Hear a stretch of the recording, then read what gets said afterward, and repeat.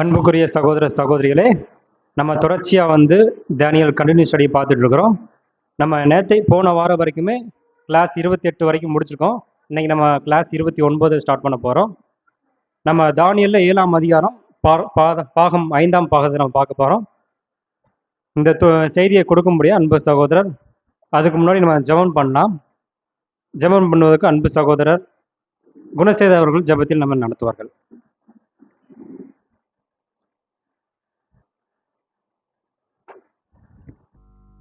ஜெபம் செய்வோம். எங்கள் அதிகமான நேசித்தவை நடத்துகிறதான் அன்பின் பரலோக பிதாவே, இந்த ஆசிரியக்கப்பட்டதான் அந்த கால வேலைக்காக நன்றிகளையும் துதிகளையும் சோத்திரங்களையும் எங்கள் அன்பின் ஆண்டவரும் ரட்சகரமாகி இயேசு கிறிஸ்து நாமத்தினாலே நம்முடைய சமத்தை கடந்து வருகிறோம். தகப்பனே, எங்களுடைய வானவு நாளை கோட்டை கொடுத்து இந்த புதிய நாளில் துதிக்கிற தாவே உடைய சமூகத்தில் கடந்து வந்து உடைய சத்திய வசனத்தை தியானிக்க முடிய தேவனை கர்த்தர் கொடுத்த தருணத்துக்காகவும் கிருபைக்காக நன்றியோடு துதிக்கிறமையா சூத்திரம். இந்த நாளில் துதிக்கிற தாவே, எந்த தானியல் சப்ஜெக்டை எப்போ பார்க்க முடியாய் என் தேவன் நீங்கள் பாராட்டின கிருபைக்காக நன்றியோடு துதிக்கிறோம். மறைபொருள் கர்த்தருக்கே உரியதென்ற வருத்த முடியாய் மறைபொருளை என் தேவனை கர்த்தர் வெளிப்படுத்தி காட்ட முடியாது ஜெபிக்கிறோம். பேசுகிறதான உம்முடைய மகனை என் தேவனை கர்த்தர் மூடி மறைத்து என் தேவன் வெளிப்பட முடியாது ஜெபிக்கிறோம். தானியல் 7ஆம் அதிகாரம் பார்த்து 5 பார்க்க போகிறோம். இந்த நாளில் துதிக்கிறங்க தாவே, அதை நாங்கள் ஒரு காதில் வாங்கி மறு காதில் விட்டு விடாதபடிக்கு எங்களுடைய இருதயமாகிய பள்ளிகளை எழுதி வைக்கும்படியாகும். அதை இதை பரிசுத்தாவிதாமே எங்களுக்கு எழுதும்படியாகும். அதை நாங்கள் எடுத்து அசைப்படும்படியாகும். அப்பா, சகல மனுஷராலும் வாசிக்கப்படுகிற நடைமுறை நிருபமாய் மாற என் தேவன் கிருபை பாராட்ட முடியாது ஜெபிக்கிறோம்.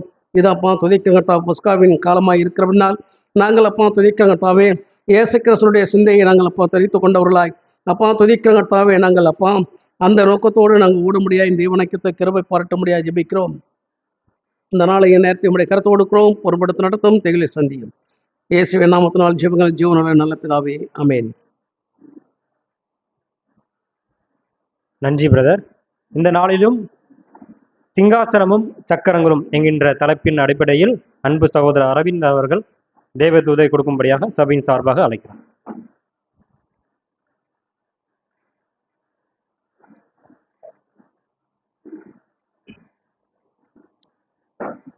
Thank you brother.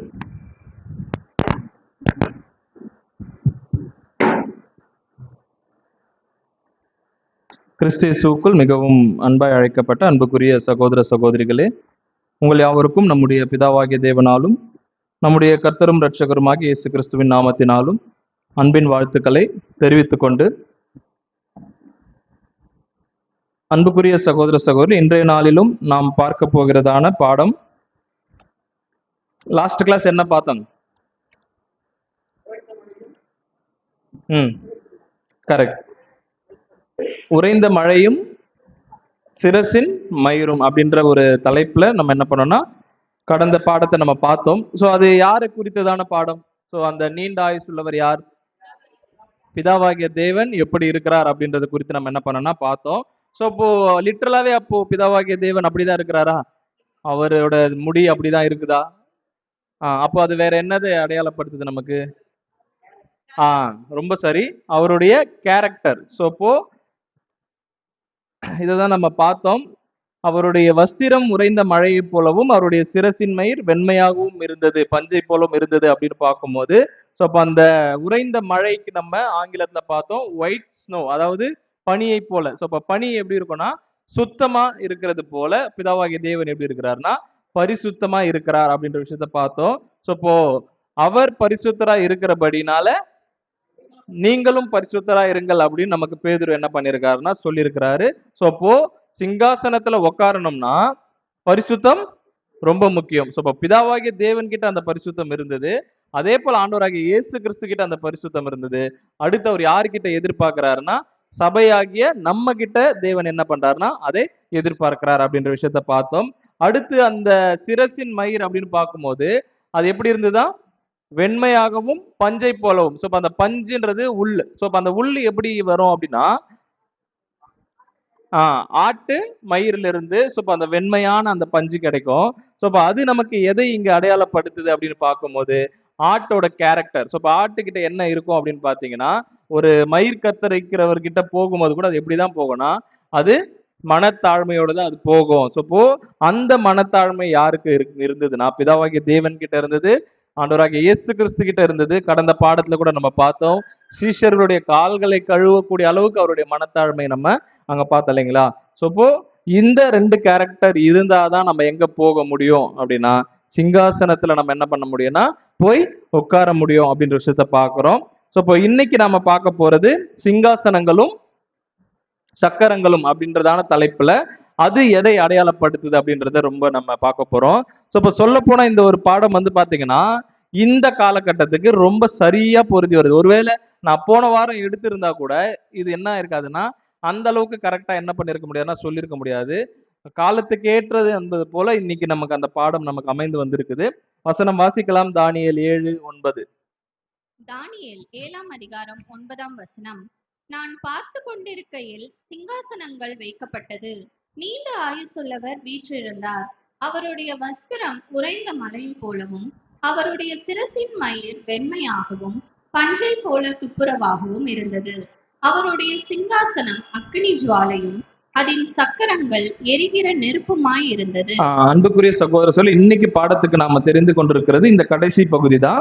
அவருடைய சிங்காசனம் அக்கினி ஜுவாலையாகவும் அதன் சக்கரங்கள் எரிகிற நெருப்புமாய் இருந்தது. ஸோ இப்போ இதே ஒரு சம்பவம், அதாவது இந்த ஒரு சிங்காசன காட்சி வேற ஒருத்தரும் பார்த்திருக்கிறார்.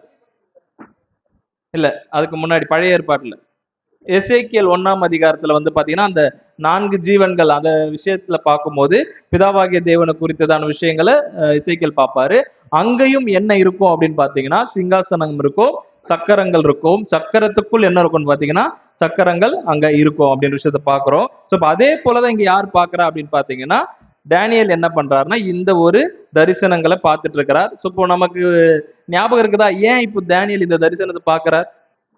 இதெல்லாம் நம்ம முன்னாடி பார்த்துட்டு இருக்கோம். எதுக்காக இந்த தரிசனம் எல்லாம் பார்த்துட்டு இருக்கிறாருன்னா என்னென்ன ராஜ்யங்கள் உலகத்துல தோன்றுச்சு அப்படின்றத பார்த்துட்டே வராரு. 4 மிருகங்களை பார்த்தாரு. அந்த 4 மிருகங்கள் முடிஞ்சதுக்கு அப்புறம் அடுத்து என்ன ஒரு ராஜ்யம் வருதுன்னும் போது பிதாவாகிய தேவனுடைய ராஜ்யமும் ஆண்டவராகிய இயேசு கிறிஸ்து ராஜ்யமும் இந்த பூமியில ஸ்தாபிக்கப்படுது. அது எப்போ ஸ்தாபிக்கப்படுதுன்னா 1874 இருந்து வந்தது. ஸோ அதுல இருந்து அவர் சிங்காசனத்துல உட்காரும் போது என்னென்ன சம்பவங்கள் நடந்தது அப்படின்ற விஷயத்தெல்லாம் தானியேல் என்ன பண்றாருன்னா இங்க பார்க்கிறார். ஸோ இங்க நம்ம பார்க்கிறோம் பாருங்க, அவர் பார்த்து கொண்டிருக்கையில் அவருடைய சிங்காசனம் அக்கினி ஜுவாலையாகவும் அதன் சக்கரங்கள் எரிகிற நெருப்புமா இருக்குது. ஸோ இப்ப நீங்க சொல்லுங்க இது என்னவா இருக்கும்? இன்னும் நம்ம பார்க்கல, பட் உங்களோட மைண்ட்ல வர்றது நீங்க சொல்லுங்க. ஒருவேளை சிங்காசனம் இப்படி இருக்கலாம், இதை அடையாளப்படுத்தலாம். சக்கரம்னா இதை அடையாளப்படுத்தலாம். ஆஹ் ஆனா இங்க தேவன் பட்சிக்கிற அக்கினின்னு சொல்லல. இங்க சிங்காசனம் தான் அக்கினி, சக்கரம் தான் அக்கினி. ஓகே ஓகே, சிங்காசனம் நியாய தீர்ப்புக்கு நம்ம என்ன பண்ணலாம்னா ஒரு அடையாளப்படுத்தலாம். கரெக்ட். சக்கரம் தெய்வீக திட்டம். ஓகே, ரொம்ப சரி. நீங்க சொல்ற விஷயங்கள் கரெக்ட் தான். அதை நம்ம இன்னும் டீப்பா என்ன பண்ணலாம்னா போய் பார்க்கலாம். ஸோ இப்போ அவருடைய சிங்காசனம் அக்கினி ஜுவாலையா இருக்குது அப்படின்னா இப்ப தேவன் என்ன பண்ணிட்டாருன்னா சிங்காசனத்துல உக்காந்துட்டார். ஸோ இப்போ சிங்காசனத்துல உக்காந்தது எப்போ, எந்த வருஷம்? 1874 அவருடைய ராஜ்யம் ஸ்டார்ட் ஆகும் போது என்ன பண்ணிட்டாருன்னா சிங்காசனத்துல உக்காந்துட்டாரு. ஸோ இப்போ ஆரம்பத்திலே அவருடைய சிங்காசனம் எப்படி இருந்துடாதுன்னா சமாதானமான ராஜ்யமா என்ன பண்ணாதுன்னா இருக்காது. ஸோ அது எப்படிதான் இருக்கும்னு பாத்தீங்கன்னா அக்கினி மாதிரி தான் என்ன பண்ணோம்னா அந்த ஒரு சிங்காசனம் இருக்கும் அப்படின்ற விஷயத்த பாக்குறோம். அடுத்து அந்த சக்கரம் என்னவா இருக்குதுன்னு பாத்தீங்கன்னா நெருப்பு மாதிரி இருக்குது. ஸோ இப்போ ஏன் சக்கரங்கள் நெருப்பா இருக்குது அப்படின்னு பாத்தீங்கன்னா ஸோ இப்போ பிரதர் சொன்ன வண்ணம் தான் சக்கரம் நம்ம எதை அடையாளப்படுத்துதுன்னா நம்மளுடைய கலோக்கியல நம்ம உலகத்துல கூட ஒரு சில வாக்கியங்கள் சொல்லுவாங்க. வாழ்க்கை வந்து ஒரு சக்கரம் மாதிரி அப்படின்னு என்ன பண்ணுவாங்கன்னா சொல்லுவாங்க இல்லைங்களா? ஸோ அப்போ அந்த காலங்கள் எதை அடையாளப்படுத்துது அப்படின்னு பாத்தீங்கன்னா சக்கரத்துக்கு நம்ம உதாரணமா சொல்லலாம். ஸோ இப்போ இங்க பாருங்க அந்த என்ன காலங்கள் அப்படின்னு பாத்தீங்கன்னா தேவனுடைய தெய்வீக திட்டம். ஸோ இப்போ அது எதை தான் அடையாளப்படுத்துதுன்னு பாத்தீங்கன்னா சக்கரம்ன்றது ஒரு கால பகுதியை என்ன பண்ணுதுன்னா அடையாளப்படுத்துது. ஸோ இப்போ சக்கரத்துக்குள் சக்கரம் அப்படின்னு நம்ம பார்த்தோம் இல்லைங்களா எசேக்கியேல்ல, அது என்ன அடையாளப்படுத்துது அப்படின்னு பாத்தீங்கன்னா ஸோ இப்போ நாம இருக்கிற உலகம் என்ன உலகம்? உலகம் யுகம் கேட்கல, உலகம் 2ஆம் உலகம். கரெக்ட். ஸோ இப்போ நம்ம இருக்கிற 2ஆம் உலகம் என்ற இந்த சக்கரத்துக்குள்ள அநேக சக்கரங்கள் என்ன பண்ணுதுன்னா இருக்குது. ஸோ அது என்னென்ன சக்கரம் அப்படின்னு பாத்தீங்கன்னா யூத யுகம் இருக்குது, அடுத்து சுவிசேஷ யுகம் இருக்குது, இதுலயே தான் அறுவடையின் யுகம் இருக்குது. இதே 2ஆம் உலகத்துல தான் மேசியாவின் யுகம் என்ன ஆகுதுன்னு பாத்தீங்கன்னா ஸ்டார்ட் ஆகுது. ஸோ இப்போ சக்கரத்துக்குள் சக்கரம், அதாவது அந்த கால பகுதிக்குள்ள அநேக காலப்பகுதிகள் என்ன பண்ணுதுன்னா இங்க இருக்குது அப்படின்ற விஷயத்த பாக்குறோம். ஸோ இப்போ நம்ம சொல்லிடலாம், சிங்காசனம் எதை நமக்கு அடையாளப்படுத்துது அப்படின்னா தேவனுடைய நியாய தீர்ப்பு எப்படி இருக்குதா, நெருப்பு மாதிரி இருக்குது. அது எடுத்த உடனே எப்படி இருக்காதுன்னா சமாதான ராஜ்யம் இந்த பூமிக்கு என்ன பண்ணாதுன்னா கொண்டு வராது. அந்த சிங்காசனம் எப்படிதான் இருக்கும்னா ஆரம்பத்துல நெருப்பு மாதிரி தான் சிங்காசனம் இருக்கும். அந்த நியாய தீர்ப்பு, தேவனுடைய நியாய தீர்ப்பு அப்படிதான் இருக்கும். தேவன் அப்படிதான் என்ன பண்ணிருக்கிறாருன்னா, ஏன் நெருப்பு மாதிரி ஆரம்பத்திலே தேவன் அங்க பண்ணணும், என்ன ரீசன்? 1874 தேவன் உட்கார்ந்த உடனே ஏன் அந்த சிங்காசனம், அந்த நியாய தீர்ப்பு நெருப்பா இருக்குது? ஏன்னா இதற்கு முன்னாடி இருந்த உலக ராஜ்யங்கள் என்னவா இருக்கு? எல்லாமே அழுக்கா இருக்குது, எல்லாமே அசுத்தமா இருக்குது. அத தேவன் என்ன பண்ணணும்னா சுத்தப்படுத்தணும். சுத்தப்படுத்துறதுக்கு தேவன் யூஸ் பண்றது அக்கினினால என்ன பண்ணோம், அங்க சுத்தப்படுத்தணும் இல்லைங்களா? ஸோ இப்போ அக்கினியில இந்த உலகத்தை என்ன பண்றாருன்னு பாத்தீங்கன்னா தேவன் அங்க நியாய தீர்ப்பு மூலமாக சுத்தப்படுத்துறார். அடுத்து அந்த சக்கரம் என்ன பண்ணுதுன்னு பாத்தீங்கன்னா காலப்பகுதி. ஸோ இப்ப என்ன காலப்பகுதினா நியாயம் தீர்க்கிறதுக்கான காலப்பகுதி என்ன ஆயிடுச்சுன்னு பாத்தீங்கன்னா ஸ்டார்ட் ஆயிடுச்சு. ஸோ அதுதான் இங்க சொல்லுது, அந்த சிங்காசனம் அங்க போட்ட உடனே அங்க என்ன ஆயிடுச்சுன்னு பாத்தீங்கன்னா நியாயம் தீர்க்கிறதுக்கான காலப்பகுதி 1874 என்ன ஆயிடுதுன்னு பாக்குதுன்னா ஸ்டார்ட் ஆயிடுச்சு. இதையே நம்ம வேற விதத்துல நம்ம பார்த்தோம். டேனியல் 2ஆம் அதிகாரத்துல அந்த கல் என்ன பண்ணுச்சுங்க, கரெக்டா 1874 என்ன பண்ணுச்சுன்னு பாத்தீங்கன்னா அந்த கல்லு வந்தது அப்படின்ற விஷயத்த பாக்குறோம். சோ அந்த கல் எங்க அடிச்சது, பாதத்துல. சோ இது நமக்கு நல்லா தெரியும். பாதம் எதை அடையாளப்படுத்தும்? இல்ல பாதம்னா எப்படி இருக்கும்னா 2 கலந்து இருக்குது பாதத்துல. ஒண்ணு இரும்பும் களிமண்ணும் கலந்து இருக்குதுன்னு பார்த்தோம். சோ இப்ப ஏன் பாதத்துல அடிக்கிறார் அப்படின்ற விஷயத்த நம்ம என்ன பண்ணோம்னா பார்க்கணும். அடுத்து ஒரு கேள்வி பாருங்க, ஏன் தேவன் கல்லு அடிக்கிற மாதிரி பண்ணிருக்கிறார்? இப்போ இந்த ஒரு மிகப்பெரிய சிலை, இதுல உலக ராஜ்யங்கள் எல்லாம் இருக்குது. கடைசியா பார்க்கும்போது பாதம் இருக்குது, அது இரும்பும் களிமண்ணும் என்ன பண்ணிருக்குன்னா மிக்ஸ் ஆகி இருக்குது. நான் சொல்லிடுறேன், வெயிட் பண்ணுங்க. இரும்பும் களிமண்ணும் மிக்ஸ் ஆகி இருக்குது.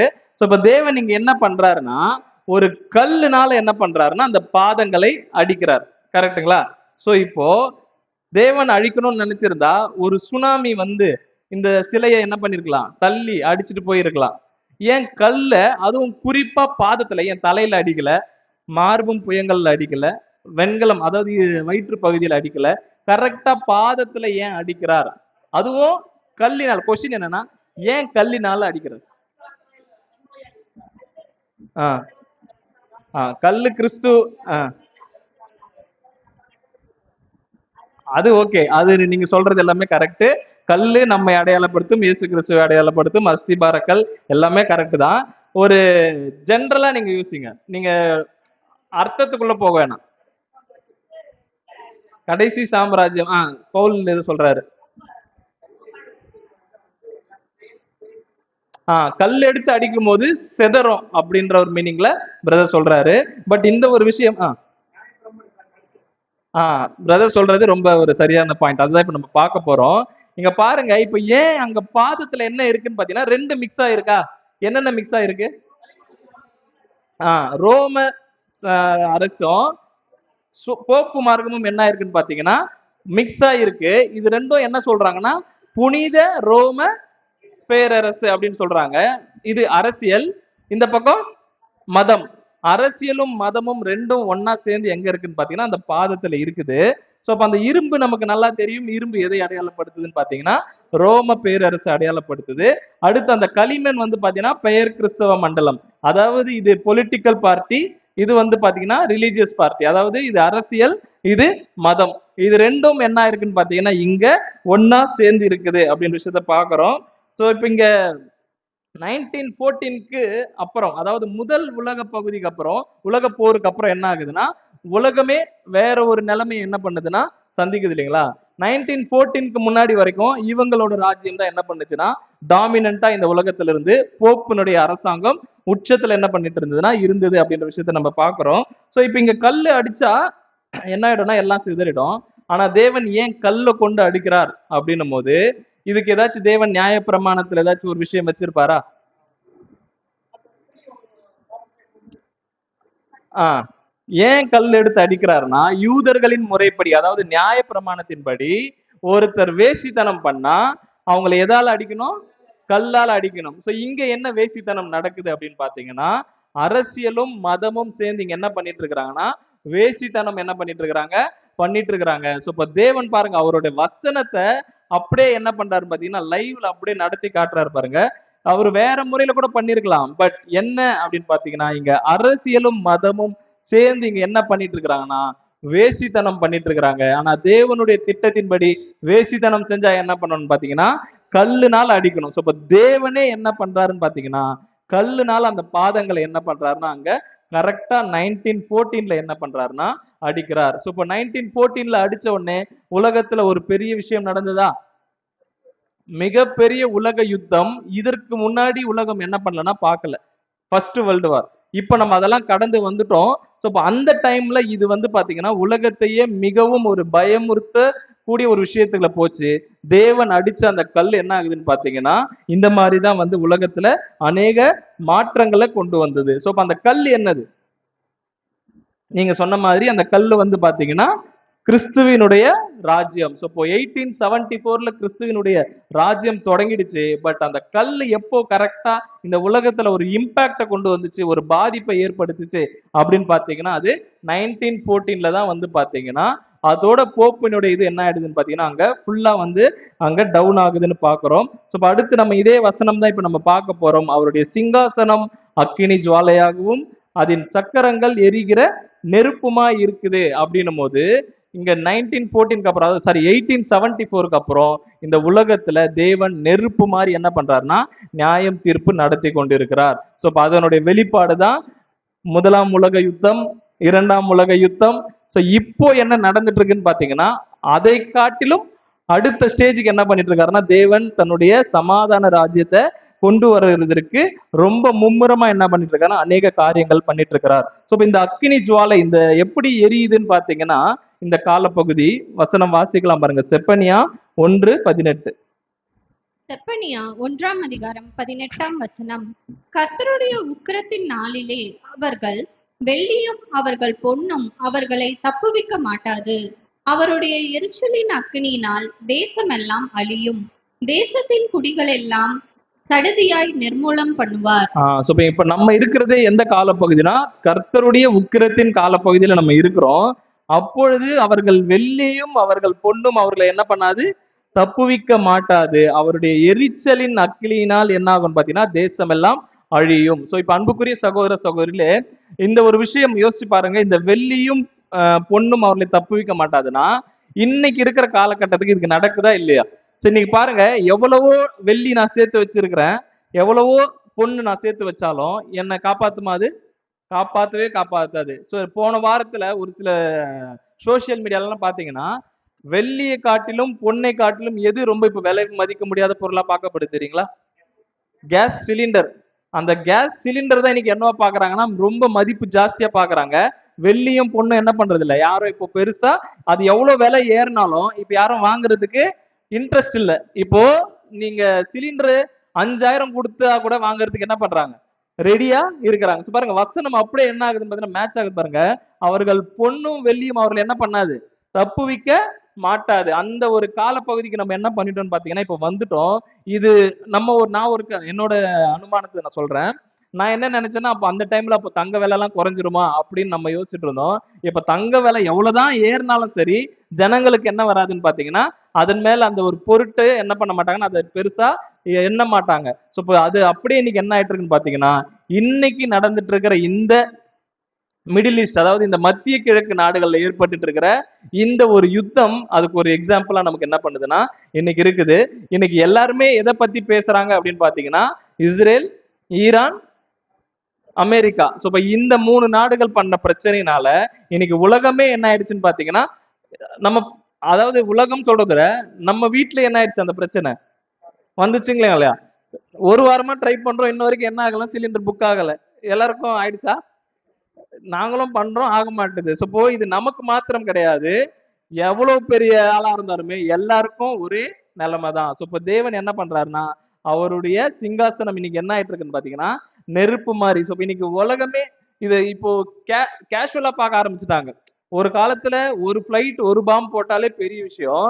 இன்னைக்கு பாருங்க, நேத்து நியூஸ்லாம் நீங்க பாத்தீங்கன்னா அஹ் இங்க போயிட்டே இருக்கிறாங்க, இந்த இடத்துல ஒரு குண்டு விழுது, பக்கத்துல அந்த இடத்துல ஒரு விழுது, இங்க இருந்து என்ன பண்றாங்க பார்த்து பேசிட்டு இருக்காங்க.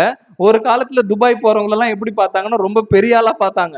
இன்னைக்கு துபாயில இருக்கிறவங்க எல்லாம் உயிரோடு இருப்போமா அப்படின்ற ஒரு நிலைமைக்கு என்ன ஆயிட்டாங்கன்னா வந்துட்டாங்க. ஸோ இப்போ எந்த அளவுக்கு பாருங்க தேவன் அந்த காலத்தை எப்படி மாத்திட்டாருன்னு பாருங்க. அந்த ஒரு நிலைமைக்கு தான் இன்னைக்கு என்ன ஆயிட்டு இருக்குன்னா உலகம் போயிட்டு இருக்குது. ஸோ இப்போ குறிப்பா சொல்ல போனா இன்னைக்கு சிலிண்டருக்கு என்ன வந்துருச்சுன்னு பாத்தீங்கன்னா ஒரு தட்டுப்பாடு. ஸோ அதாவது ஒரு அத்தியாவசிய தேவையே என்ன ஆயிடுச்சுன்னா இன்னைக்கு எல்லாருக்கும் ஒரு பாதிப்பு. ஒருவேளை ஒரு சிலர் நினைச்சிருக்கலாம் எங்களெல்லாம் என்ன பண்ண முடியாது, ஒன்றும் பண்ண முடியாது. இன்னைக்கு ஐடி கம்பெனிஸ் தான் என்ன பண்ணிட்டாங்க தெரியுங்களா, ஷட் டவுன் பண்ணிட்டு அங்க இருக்கிற எம்ப்ளாயிஸ்க்கு என்ன பண்ண முடியலன்னா சாப்பாடு போடுறதுக்கு கேஸ் இல்லை. அதனால என்ன பண்ணிக்கிறாங்கன்னா வீட்ல இருந்து நீங்க வேலை பண்ணிக்கங்கன்னு சொல்லி அதை க்ளோஸ் பண்ணிட்டாங்க. நிறைய மெக்கானிக்கல் இண்டஸ்ட்ரி அவங்க என்ன பண்றாங்கன்னா ஷட் டவுன் பண்ணிட்டாங்க. அவங்களோட ஃபேக்டரியை ஷட் டவுன் பண்ணிட்டு கொடுக்கறதுக்கு எல்பிஜி சிலிண்டர் இல்லை, சமைக்கிறதுக்கு முடியாதுன்னு சொல்லி என்ன பண்ணிட்டாங்கன்னா இங்க இந்த ஒரு நிலைமைக்கு வந்துட்டாங்க. அடுத்து இதோட நிலைமை அடுத்து எங்கெங்க போகும் அப்படின்னு பாத்தீங்கன்னா, இப்போ ஈரான் என்ன பண்ணிருக்கிறாங்கன்னா அந்த ஸ்ட்ரெயிட் ஆஃப் ஹார்மஸ் அப்படின்னு சொல்லக்கூடிய ஒரு ஜலசந்தி சொல்லுவாங்க, அந்த அந்த கேனல், அந்த ஒரு வழியை என்ன பண்ணிட்டாங்கன்னா பிளாக் பண்ணிட்டாங்க. ஸோ இப்போ அது பிளாக் பண்ணா என்ன நடக்கும் அப்படின்னா நமக்கு வரக்கூடிய ஆயில், குறிப்பா இது யாரு அதிகமா பாதிக்குது அப்படின்னு சொல்றாங்கன்னா மெயினா நம்ம இந்தியா, ஜப்பான், நம்ம இந்த பக்கம் இருக்கிற ஏசியன் பெசிபிக் ஏசியா கண்ட்ரிஸ் இருக்கலாம் இல்லையா, இவங்களுக்கு தான் அதிக பாதிப்பு. ஏன்னா அமெரிக்கா அவங்களுக்கு பிரச்சனையே இல்லை, அவங்க தனியா அங்க வச்சிருக்கிறாங்க. ரஷ்யா, யூரோப் சைட்லாம் வந்து பிரச்சனை கிடையாது மேக்சிமம். இப்போ அதிகமா இங்க பாதிக்கப்படுறது வந்து பாத்தீங்கன்னா ஏசியா இந்த சைடு தான் என்ன ஆகுதுன்னு பாத்தீங்கன்னா பாதிக்கப்படுறாங்க. இப்போ நமக்கு வர வேண்டியதெல்லாம் சவுதி, கத்தார், ஏமன் அந்த மாதிரி இடத்துல இருந்து தான் வரணும். ஸோ இப்போ அது வரணும்னா இந்த ஸ்ட்ரெயிட் ஆஃப் ஹார்மஸை கடந்து தான் வரணும். பட் என்ன பண்ண மாட்டாங்கன்னா விட மாட்டாங்க. ஸோ இப்போ இதுதான் இன்னைக்கு என்ன ஆயிட்டு இருக்குன்னு பாத்தீங்கன்னா ஒரு மிகப்பெரிய ஒரு ஃபியூவல் சப்ளை என்ன ஆயிடும்னு பாத்தீங்கன்னா ஒரு மிகப்பெரிய பாதிப்பு. இதையும் நம்ம என்ன பண்ணோம், ஆக்சுவலி இந்த ஒரு பாதிப்பு இன்னும் வரவே இல்லை, அதுக்குள்ள நம்ம மக்கள் என்ன பண்ணிட்டாங்கன்னா எல்லா பெட்ரோல் பங்க்லயும் போய் என்ன பண்ணிட்டாங்க ஃபுல் பண்ணி ஒரு மிகப்பெரிய ஒரு பிரச்சனை என்ன பண்ணா உண்டு பண்ணிட்டாங்க. ஆனா பெட்ரோல்லாம் இருக்குதுன்னு தான் சொல்றாங்க. அதான் நம்ம கடைசி நாட்கள்ல ஜனங்கள் எப்படி இருப்பாங்க, தற்பிரியரா இருப்பாங்க. நம்ம வசனம் வாசிக்கிறோம் இல்லைங்களா, அதுதான் எனக்கு இருந்தா போதும் அப்படின்றதுக்காக கேனா எடுத்துட்டு போய் என்ன பண்ணிட்டு இருக்காங்கன்னா ஒரு சுயநலத்தை இந்த ஜனம், இந்த உலக ஜனம் இன்னைக்கு என்ன பண்ணிட்டு இருக்குன்னு பாத்தீங்கன்னா அதை நடத்தி கொண்டிருக்கு. ஸோ இப்போ இந்த ஒரு காலப்பகுதியில் நம்ம என்ன பண்ணியாச்சுன்னா வந்தாச்சு. ஸோ இப்போ அவருடைய சிங்காசனம் எப்படி இருக்குன்னு பாத்தீங்கன்னா நெருப்பா இருக்குதுன்றது தான். இன்னைக்கு இது அநேகருக்கு என்ன பண்ணாதுன்னா தெரியாது. ஸோ ஏதோ 2 நாட்டுக்கு சண்டைனாலதான் இது நடக்குதுன்னு என்ன பண்ணிட்டு இருக்காங்கன்னு நினைச்சிட்டு இருக்காங்க. பட் இது எல்லாத்துக்கும் தேவன் ஒரு காரணமா இருக்கிறாருன்றது நம்ம தெரிஞ்சுக்கணும். அடுத்து பாத்தீங்கன்னா அந்த 4 அமைப்புகள் இருக்கு இல்லைங்களா, சாத்தானுடைய 4 அமைப்புகள், அதுக்கு தேவன் என்ன பண்ணிட்டு இருக்கிறாருன்னா மிகப்பெரிய அடி என்ன பண்ணிட்டு இருக்காருன்னா கொடுத்துட்டே இருக்கிறாரு. ஸோ இதுல ஒரு முதல் இதுன்னு பார்க்கும்போது எக்கனாமிக் கிரைசிஸ், இதனால என்ன ஆகும்னு பாத்தீங்கன்னா பொருளாதாரம் வீழ்ச்சி அடையும். என்ன அப்படின்னு பார்க்கும்போது இந்த கச்சா எண்ணெய் தான் வந்து பாத்தீங்கன்னா உலகத்துல இருக்கிற எல்லாத்துக்குமே பவர் சப்ளையா இருக்கட்டும், டிரான்ஸ்போர்ட்டேஷனா இருக்கட்டும், எல்லாத்துக்குமே முக்கியம் எதுனா இந்த ஒரு கச்சா எண்ணெய். இதோட ரேட் என்ன பண்ணிட்டாங்கன்னா ஏத்திட்டாங்க. டிமாண்ட் ஆயிட்டதுனால ஒரு பேரலோட விலை வந்து பாத்தீங்கன்னா ஒரு $100 என்ன பண்ணிட்டாங்கன்னா எக்ஸ்ட்ரா ஏத்திட்டதுனால இதனால மற்ற நாடுகள் காசு கொடுத்து வாங்க முடியாது. அதனால மிகப்பெரிய ஒரு அழிவு, அதாவது அந்த பொருளாதார வீழ்ச்சிக்கு என்ன ஆயிடும்னு பாத்தீங்கன்னா இந்த உலகம் அங்க போயிடும். ஸோ இப்போ இன்னைக்கு ஷேர் மார்க்கெட் யூஸ் பண்றாங்க இல்லையா, அவங்களோட மதிப்பு எல்லாமே இன்னைக்கு என்ன ஆயிட்டு இருக்குன்னு பாத்தீங்கன்னா சென்செக்ஸ் எல்லாமே டவுன் ஆயிடுச்சு அப்படின்னு என்ன பண்றாங்கன்னா சொல்றாங்க.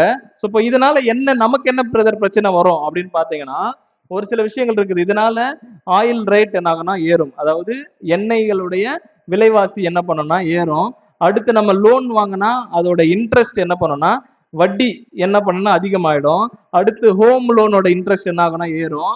அதே மாதிரி பிஸ்னஸ் பண்றவங்களுக்கு அவங்களோட பாரோயிங் பிகம் எக்ஸ்பென்சிவ், எல்லா செலவும் என்ன ஆகும்னா அதிகமாகும். ஸ்டாக் மார்க்கெட் என்ன ஆயிடும்னா டவுன் ஆயிடும். அடுத்து கவர்மெண்டோட கடன் அதிகமா ஆயிடும். ஆல்ரெடி கவர்மெண்ட் வந்து கடன் வாங்கி தான் என்ன பண்ணிட்டு இருக்காங்கன்னா ஆட்சி பண்ணிட்டு இருக்கிறாங்க.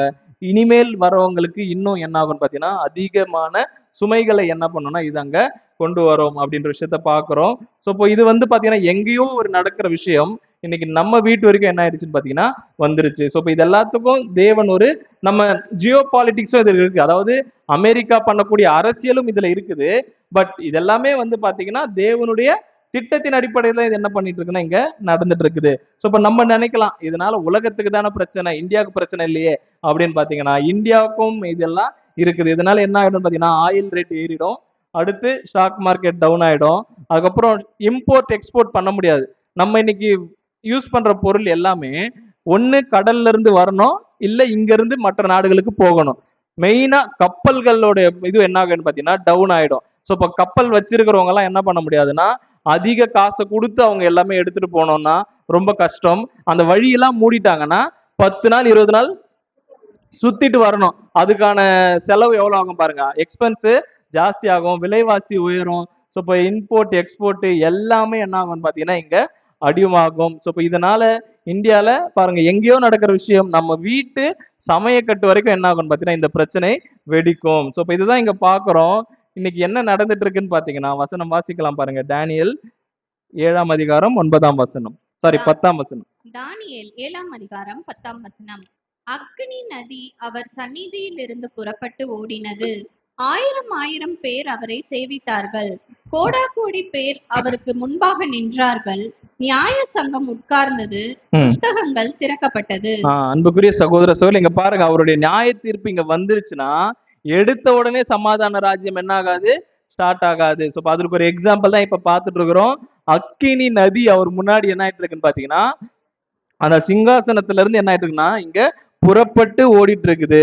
ஸோ இப்போ இதை நம்ம எப்படி நம்ம எடுத்துக்க கூடாதுன்னா இப்போ மூன்றாம் உலக போர் வந்துருச்சு அப்படின்னு நம்ம என்ன பண்ண முடியாதுன்னா எடுத்துக்க முடியாது. இப்போ என்ன நடந்துட்டு இருக்குன்னா உலகத்துக்கு ஒரு பிரசவ வலி, அதாவது அந்த பிரசவ வலினா ஒரே டைம்ல குழந்தை பிறந்துருமா, அந்த வலி வந்து வந்து போகும். இப்போ இது என்னன்னா இது கொஞ்ச நாள் போகும், இந்த யுத்தம் இந்த பிரச்சனைகள் கொஞ்ச நாள் இருக்கும், மறுபடியும் ஸ்டேபிள் ஆயிடும். ஸோ இப்போ கொரோனா வந்தது, ஒரு 2 வருஷம் இருந்தது, அப்புறம் மறுபடியும் நார்மல் லைஃப் வந்துட்டாங்களா, அதே மாதிரி இந்த பிரச்சனையும் கொஞ்ச நாள் போகும், மறுபடியும் நார்மல் ஆயிடும். அதாவது ஒரு பிரசவ வலி மாதிரி வந்து வந்து என்ன பண்ணிட்டு இருக்கோம்னா போகும். ஸோ இப்போ உச்சபட்சமா நம்ம எதிர்பார்க்கறது வந்து பாத்தீங்கன்னா இஸ்ரேலுக்கு அகைன்ஸ்டா மொத்த உலக நாடுகளும் சேரணும். இன்னைக்கு இஸ்ரேல் கூட யார் இருக்கிறான்னு பாத்தீங்கன்னா அமெரிக்கா இருக்கிறதுனால நம்ம கன்ஃபார்மா சொல்லலாம் இஸ்ரேல் எல்லாராலையும் கைவிடப்படக்கூடிய ஒரு நிலைமைக்கு வரணும். அதுக்குள்ள நம்ம என்ன பண்ணணும்னா எடுத்துக்கொள்ளப்படணும். அதாவது நம்மளுடைய கோர்ஸை நம்ம முடிக்கணும் அப்படின்ற விஷயத்த பாக்குறோம். ஸோ அடுத்து பாருங்க இங்க 1000 பேர் அவர் என்ன பண்றாங்களா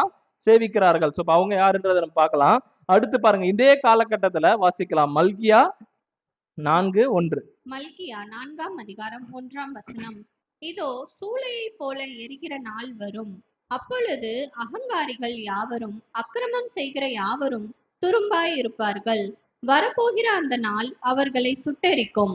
அது அவர்களுக்கு வேரையும் கொப்பையும் வைக்காமற் போகும் என்று சேனைகளின் கர்த்தர் சொல்லுகிறார். அன்புக்குரிய சகோதர சகோதரி, இப்ப பாருங்க இந்த பிரச்சனைகள் எல்லாம் ஏழைகளுக்கு, அதாவது நடுத்தர மக்களுக்கு வந்து இது பெரிய பிரச்சனையா தெரியாது. ஆனா இன்னைக்கு இருக்கிறாங்க பாத்தீங்களா டாப் லீடர்ஸ், அவங்களுக்கு தான் இது மிகப்பெரிய ஒரு தலைவலி. அதான் இங்க பாக்குறோம் நம்ம.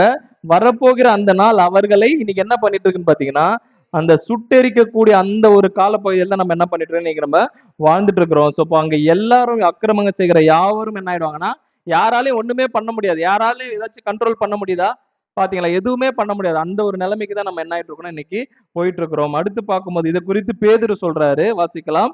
2 பேதுரு 3:12. 2 பேதுரு 3ஆம் அதிகாரம் 12ஆம் வசனம். தேவனுடைய நாள் சீக்கிரமாய் வரும்படிக்கு மிகுந்த ஆவலோடே காத்திருங்கள். அந்த நாளில் வானங்கள் வெந்து அழிந்து பூதங்கள் எரிந்து உருகிப்போம். இப்ப யாருக்கு எழுதுறாருன்னா நமக்கு எழுதுறாரு. என்ன சொல்றாரு பாருங்க, தேவனுடைய நாள், அதாவது அந்த சமாதான ராஜ்யம் வருவதற்காக நீங்க என்ன பண்ணுங்க, காத்துருங்க, ஆவலோடு காத்துருங்க. எப்போ கண்ணுக்கு தெரிய ராஜ்யம் வரும்னு காத்துருங்க. ஆனா அந்த நாள்ல என்ன ஆகும்னா அந்த நாள் வருவதற்கு முன்னாடி, அதாவது சமாதான ராஜ்யம் நம்ம கண்ணு முன்னாடி வருவதற்கு முன்னாடி வானங்கள் வெந்து, அதாவது வானங்கள் என்னும்போது சாத்தானுடைய அரசாட்சி, அது என்ன ஆகணும்னா ஃபர்ஸ்ட் இங்க இருந்து எடுக்கப்படணும். அடுத்து பூமியில சாத்தானுடைய அந்த காரியங்கள்லாம் இருக்குது இல்லைங்களா, ஸோ அது எல்லாமே என்ன ஆகும்னா பூதங்கள் எரிந்து உருகி போகணும். ஸோ அதெல்லாம் தான் இன்னைக்கு நம்ம பார்க்குறோம். அந்த டிசாஸ்டர், அதாவது மிகப்பெரிய ஒரு எக்கனாமிக்ல வரக்கூடிய விஷயங்களா இருக்கட்டும், பாலிடிக்ஸ்ல நடக்கக்கூடிய விஷயங்கள் எல்லாமே, அரசியல், பொருளாதாரம், மதம், சமுதாயம், எல்லாத்திலுமே இன்னைக்கு தேவன் என்ன பண்ணிருக்காருன்னா ஒரு கிளீனிங் ப்ராசஸ தேவன் இன்னைக்கு பண்ணிட்டு இருக்கிறார் அப்படின்றத பாக்குறோம். அடுத்து பார்க்கும்போது பாருங்க, இதெல்லாம் நடந்துட்டு இருக்கும்போது, அதாவது இப்ப நடந்துட்டு இருக்குல்ல இந்த அக்கினி நடக்கக்கூடிய விஷயம், இந்த நியாய தீர்ப்பு நடக்கக்கூடிய இதெல்லாம் நடந்துட்டு இருக்கும்போது அடுத்து என்ன நடக்குமா, 1000 பேர் அவரை சேவித்தார்கள். கோடா கோடி பேர் என்ன பண்றாங்கன்னா அவருக்கு முன்பாக நிற்கிறார்கள் அப்படின்ற விஷயத்த பார்க்கிறோம். அப்பொழுது புஸ்தகங்கள் திறக்கப்பட்டன. ஸோ இப்ப இந்த இடத்துல பார்க்கும்போது இதை குறித்து தான் வெளிப்படுத்தல் 5ல அந்த வசனம் அப்படியே இங்க மேட்ச் ஆகுது. வாசிக்கலாம். வெளிப்படுத்தின விசேஷம் 5ஆம் அதிகாரம் 9ஆம் வசனம். தேவரீர் புஸ்தகத்தை வாங்கவும் அதன் முத்திரைகளை உடைக்கவும் பாத்திரராய் இருக்கிறீர். ஏனெனில் நீர் அடிக்கப்பட்டு சகல கோத்திரங்களிலும் பாஷைக்காரரிலும் ஜனங்களிலும் ஜாதிகளிலும் இருந்து எங்களை தேவனுக்கென்று உம்முடைய இரத்தத்தினாலே மீட்டு கொண்டு. ஸோ இப்ப இந்த மாதிரி காரியங்கள் இந்த பூமியில நடக்கும்போது தேவன் என்ன பண்றாராம், ஆஹ் அவர் அடிக்கப்பட்டு, யாருன்னா ஆண்டவராகிய இயேசு கிறிஸ்து அடிக்கப்பட்டு சகல கோத்திரங்களிலும் பாஷைக்காரரிலும் ஜனங்களிலும் ஜாதிகளிலும் இருந்து எங்களை தேவனுக்கென்று உம்முடைய ரத்தத்தினால், இயேசு கிறிஸ்து இந்த டைம்ல என்ன பண்றாராம், ஒரு சிலரை என்ன பண்றாராம் தம்முக்காக மீட்டு கொள்றாராம். தேவனுக்கென்று உம்முடைய ரத்தத்தினால மீட்டு கொள்கிறார். யார மீட்டு கொள்றாரு? சபை. இப்ப சபையை எங்க இருந்து வருவாங்கன்னு பாத்தீங்கன்னா இந்தியால இருந்து மாத்திரம் என்ன பண்ண மாட்டாங்க, வரமாட்டாங்க. அதான் இங்க பாருங்க, சகல பாஷைக்காரர், கோத்திரம், சகல ஜாதி, அந்த 1,44,000 என்றது ஒட்டுமொத்த உலகத்துல இருக்கிற எல்லாரிலையும் தேவன் என்ன பண்றாரா தெரிந்து கொள்றார். இப்ப அடுத்து அவங்களை என்ன பண்றாராம், வாசிக்கலாம். வெளிப்படுத்தின விசேஷம் 5ஆம் அதிகாரம் 10ஆம் வசனம். எங்கள் தேவனுக்கு முன்பாக எங்களை ராஜாக்களும் ஆசாரியர்களும் ஆக்கினீர். நாங்கள் பூமியிலே அரசாளுவோம் என்று புதிய பாட்டை பாடினார்கள். அவங்கள மீட்டு கொண்டு தேவன் என்ன பண்றாரு, அவங்கள ராஜாக்களும் ஆசாரியருமா என்ன பண்றாருன்னா தேவன் அவங்கள மாற்றுறாரு. அவங்க இந்த பூமியில நியாயாதிபதியா இருந்து என்ன பண்ண போறாங்கன்னா ஜனங்களை நியாயம் தீர்க்க போறாங்க அப்படின்னு அங்க சபை சொல்ற மாதிரி இருக்குது. அடுத்து தொடர்ந்து பார்க்கும்போது வாசிக்கலாம். வெளிப்படுத்தின விசேஷம் 5ஆம் அதிகாரம் 11ஆம் வசனம். பின்னும் நான் பார்த்தபோது சிங்காசனத்தையும் ஜீவன்களையும் மூப்பர்களையும் சூழ்ந்திருந்த அநேக தூதர்களுடைய சத்தத்தை கேட்டேன். அவர்களுடைய இலக்கம் 10,000 ஆகவும் 1000 இருந்தது. இங்க ஒரு கேள்வி பாருங்க. இப்போ சிங்காசனம் ஓகே, ஜீவன்கள்னா எந்த ஜீவன்கள் குறித்து இங்க பேசுறார்? 4 ஜீவன்களை குறித்து என்ன பண்றாருன்னா இங்க பேசுறாரு. பிதாவாகிய தேவனுடைய குண லட்சணங்கள் குறித்து பேசுறாரு. அப்ப மூப்பர்கள் 24 மூப்பர்கள். 24 மூப்பர்கள்னா யாரு? இது ரொம்ப நாள் மட்டும் நம்ம கேட்டிருப்போம் இந்த சப்ஜெக்ட். வெயிட் பண்ணுங்க. 24 தீர்க்க தரிசனங்கள் இந்த பூமியில நிறைவேறக்கூடிய தீர்க்க தரிசனங்கள். அதெல்லாமே தேவனுடைய பிளான். அந்த 24 தீர்க்க தரிசனம் நிறைவேறணும். அதெல்லாம் நடந்ததுக்கு அப்புறம் அங்க அநேக தூதருடைய சத்தத்தை கேட்டேன். அவருடைய இலக்கம் 10,000 1000 என்ன பண்ணுச்சுன்னு பாத்தீங்கன்னா இருந்தது. இது யாருன்னு பாத்தீங்கன்னா தூதர்கள் என்ன பண்றாங்களாம், இந்த பூமிக்கு, அதாவது எல்லாருக்கும் ஒரு நற்செய்தி மாதிரி சொல்றாங்களாம், இதற்கு அப்புறம் உங்களுக்கு என்ன வரப்போகுது, ஒரு சமாதான ராஜ்யம் வரப்போகுது. இந்த அக்கினி எல்லாம் முடிஞ்ச பிறகு என்ன பண்ணோம்னா இவங்க இந்த மாதிரி விஷயங்கள் சொல்லுவாங்க அப்படின்றது. அடுத்து பார்க்கும்போது இந்த சொல்லும் போது இதெல்லாம் முடிஞ்ச பிறகு நியாய சங்கம் உட்கார்ந்தது. அப்பதான் என்ன பண்றாங்கன்னு பாத்தீங்கன்னா எல்லாரும் சேர்ல என்ன பண்றாங்க, ஜட்ஜ்மெண்ட் கொடுக்கறதுக்காக என்ன பண்றாங்கன்னா அங்க உட்கார்றாங்க. புஸ்தகங்கள் திறக்கப்பட்டது அப்படின்னும் போது வேத வசனம் என்ன பண்ணுதுன்னா அங்க ஒருத்தரையும் அங்க நியாயம் தீர்க்க போகுது. நமக்கு தெரியும் ராஜ்யத்துல எல்லாரையும் தேவன் என்ன பண்ண போறாருன்னா உயிர் தெழுப்பி வெள்ளாட்டு வகுப்பார் செம்மறியாடு வகுப்பாருன்னு 2ஆ பிரிக்க போறார். அதை எதை பேஸ் பண்ணி பிரிக்க போறாருன்னா அவருடைய சத்தியத்தின் அடிப்படையில தான் என்ன பண்ண போறாருன்னா அவங்களுக்கு அங்க நியாய தீர்ப்பு தேவன் அங்க கொடுக்க போறார். அதுல யாருக்கும் பங்கு இருக்குதுன்னு பாத்தீங்கன்னா சபை வகுப்பாராகிய நமக்கும், அதாவது நம்ம என்ன பண்ண போறோம்னா நியாயாதிபதிகளா இருந்து நம்ம அங்க அவங்களுக்கு நியாய தீர்ப்பு செய்ய போறோம். அதை இங்க இது குறிக்கிறத பாக்குறோம். அடுத்து பார்க்கலாம். வெளிப்படுத்தல் 20:12 வாசிங்க. வெளிப்படுத்தின விசேஷம் 20ஆம் அதிகாரம் 12ஆம் வசனம். மரித்தோராகிய சிறியோரையும் பெரியோரையும் தேவனுக்கு முன்பாக நிற்க கண்டேன். அப்பொழுது புஸ்தகங்கள் திறக்கப்பட்டன. ஜீவ புஸ்தகம் என்னும் வேறொரு புஸ்தகமும் திறக்கப்பட்டது. அப்பொழுது அந்த புஸ்தகங்களில் எழுதப்பட்டவைகளின்படியே மரித்தோர் தங்கள் கிரியைகளுக்கு தக்கதாக நியாய தீர்ப்படைந்தார்கள். இது எப்போ அப்படின்னு பார்க்கும்போது கண்ணுக்கு தெரிய ராஜ்யம் வரும்போது உயிர் தெரிந்து உலக ஜனங்கள் வந்ததுக்கு அப்புறம் அவர்களுக்கு மறுபடியும் சத்தியம் என்ன பண்ணப்படும்னா அங்க ஓபன் செய்யப்படும். ஸோ அங்க ஓபன் செஞ்சதுக்கு அப்புறம் அதற்கப்புறம் அவங்க கிரியை பண்ணுவாங்க இல்லைங்களா. அநேகர் எப்படி நினைச்சிட்டு இருக்கிறாங்கன்னா, இந்த உலக ஜனங்கள் மரிப்பாங்க, இதுக்கு முன்னாடி அவங்க செய்த கிரியைகளுக்கு தேவன் பலன் கொடுப்பார். அப்படி கிடையாது. ஏன்னா இதற்கு முன்னாடி அவங்களுக்கு தேவன் யாருன்னே தெரியாது, இயேசு கிறிஸ்து யாருன்னே தெரியாது. அவங்க கிட்ட போய் அந்த டைம்ல நியாய தீர்ப்பு என்ன பண்ண முடியாது, செய்ய முடியாது. ஸோ இது தேவன் எப்ப பண்றாருன்னா, அவருடைய ராஜ்யத்துல மறுபடியும் அவர்களுக்கு சத்தியத்தை கொடுத்த பிறகு, அதன் பிறகு அந்த ஜனங்கள் கிரியை செய்வாங்க இல்லைங்களா. சத்தியத்தை கேட்டு அவங்க நடக்கிறாங்களா, இல்ல அதுலயும் ஒரு சிலர் என்ன பண்ணுவாங்க, முரட்டாட்டம் பண்ணுவாங்க. சாத்தானுடைய ஒரு சில விஷயத்தின் பின்னாடி என்ன பண்ணுவாங்கன்னா போவாங்க, கீழ்ப்படியாமைய காட்டுவாங்க. ஸோ இப்ப அவங்களுடைய கிரியைக்கு தக்கதாக தேவன் என்ன பண்ணுவார்னா அந்த இடத்துல நியாய தீர்ப்பு கொடுப்பார். ஒருவேளை அதுலயும் சில பேர் திருந்தலனா அவங்கள தேவன் என்ன பண்ணுவார், இரண்டாம் மரணம், அதாவது அவங்களுக்கு என்ன கொடுக்க போறாருன்னு பாத்தீங்கன்னா, அப்பொழுது மரணமும் பாதாளமும் அக்கினி கடலிலே தள்ளப்பட்டன. இது இரண்டாம் மரணம் போது எப்படி சாத்தானுக்கும் அவனுடைய தூதர்களுக்கும் வைக்கப்பட்ட இதுல போங்கன்ற மாதிரி இவர்களும் என்ன பண்ணுவாங்கன்னா அந்த இடத்துல அங்க போயிடுவாங்க அப்படின்ற விஷயத்த பாக்குறோம். ஸோ இப்ப இது மாதிரிதான் இன்னைக்கு என்ன நடந்துட்டு இருக்கு அப்படின்னு பாத்தீங்கன்னா, இந்த உலகத்துல இப்ப தேவனுடைய சிங்காசனம் என்ன பண்ணிட்டு இருக்குன்னா, அக்கினியா என்ன பண்ணிட்டு இருக்குன்னா, அவருடைய நியாய தீர்ப்ப தேவன் இந்த பூமியில என்ன பண்ணிட்டு இருக்காருன்னா செய்து கொண்டிருக்காரு. அதாவது சாத்தானுக்கு என்ன பண்றாருன்னா ஒரு சில விஷயங்களை தேவன் இன்னைக்கு காட்டிட்டு இருக்கிறார். அந்த ராஜ்யம் சாத்தானுடைய அந்த வானங்கள் என்ன பண்ணணும்னா மடமடன்னு அகன்று போகிற மாதிரி இன்னைக்கு தேவன் இந்த உலகத்துல ஒரு சில விஷயங்கள் செய்துட்டு இருக்கிறார். ஸோ இதை நம்ம எப்படிதான் பார்க்கணும்னா, இதெல்லாம் கண்டிப்பா நடக்கும். நம்ம இதை பார்த்துட்டு நம்மளுடைய அழைப்பை நம்ம என்ன பண்ணிடக்கூடாதுன்னா விட்டுறக்கூடாது. ஸோ இப்போ இதெல்லாம் நம்ம கண்ணு முன்னாடி நடக்குதுன்னா நம்ம தெரிஞ்சுக்கணும், இன்னும் நம்மளுடைய காலம் ரொம்ப ரொம்ப கம்மி.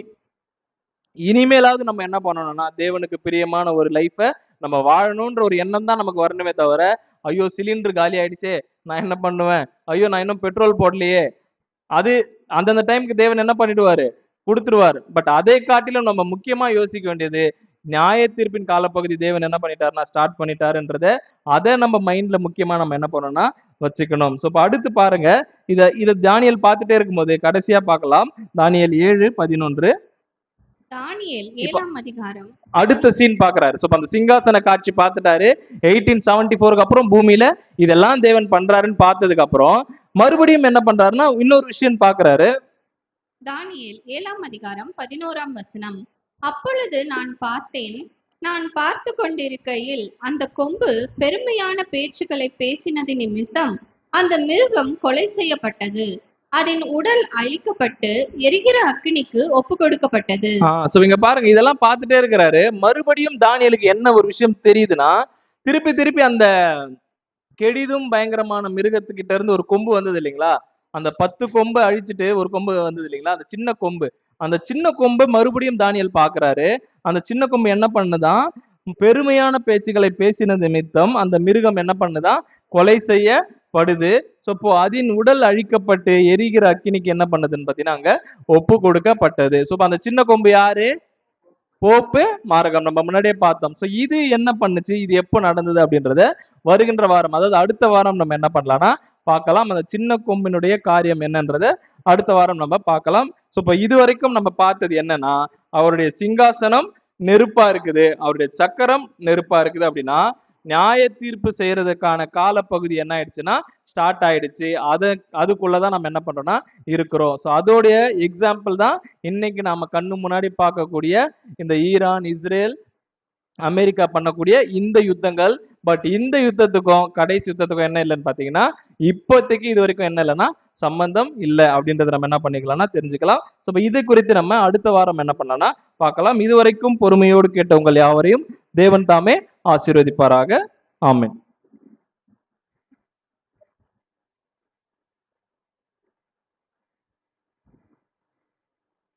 தூது கொடுத்த சகோதரருக்கு நன்றி. இந்த ஆராதனை முடிவு ஜெபத்தை அன்பு சகோதரர் தம்பிராஜ் அவர்கள் ஜெபத்தினை நம்மை நடத்துவார்கள்.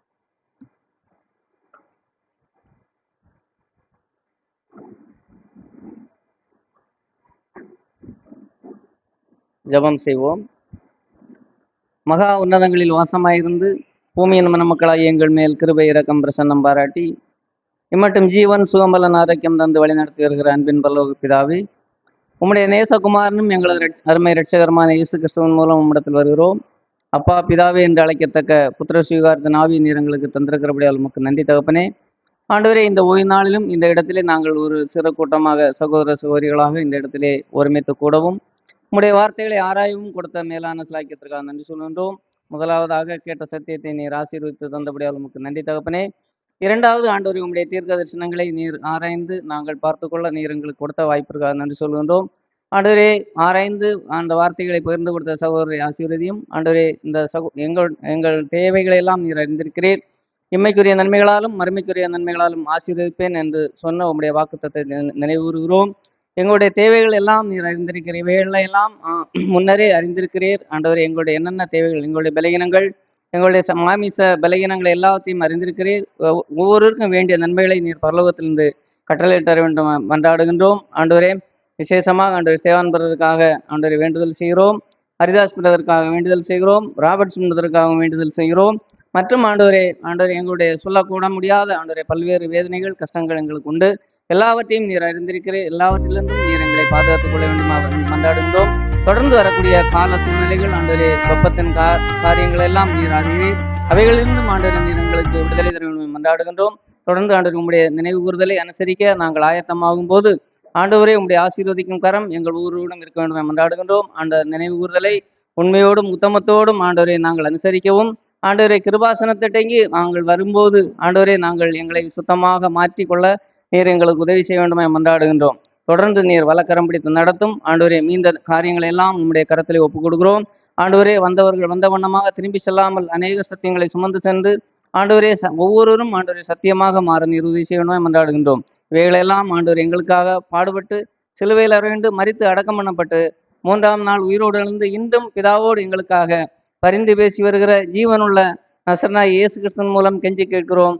இரக்கங்கள் நிறைந்த பரம தந்தையே, ஆமேன்.